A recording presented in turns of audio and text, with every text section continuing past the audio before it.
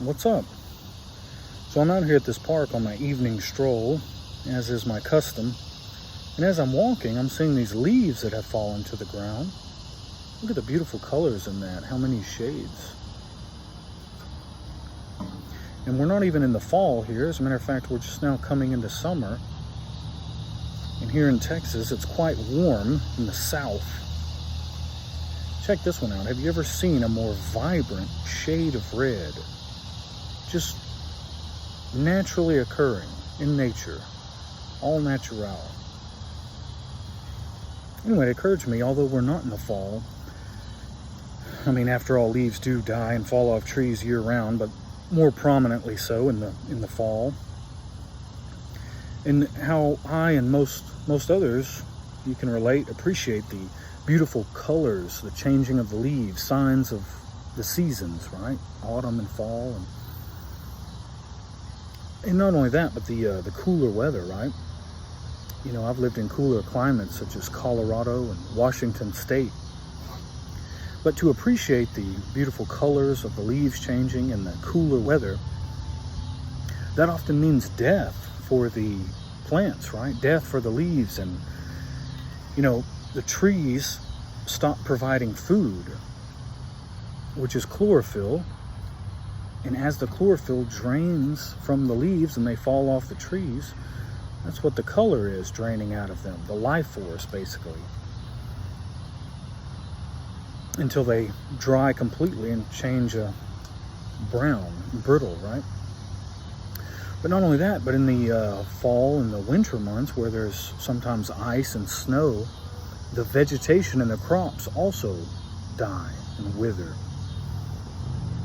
But it made me think of being able to see the beauty in that cycle, the beauty in all things.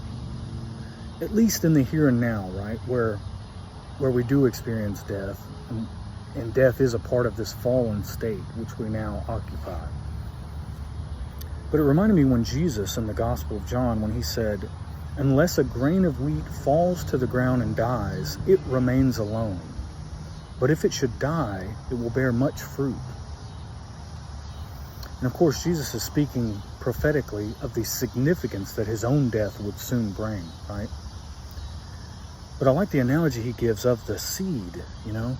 Unless it falls into the ground and ceases to be what it now is and sprouts and brings forth, it has to die in a sense, or as I said, ceases to be what it now is, what we now see, so that it can sprout and bud and bring forth. And then it multiplies into a crop or whatever, right?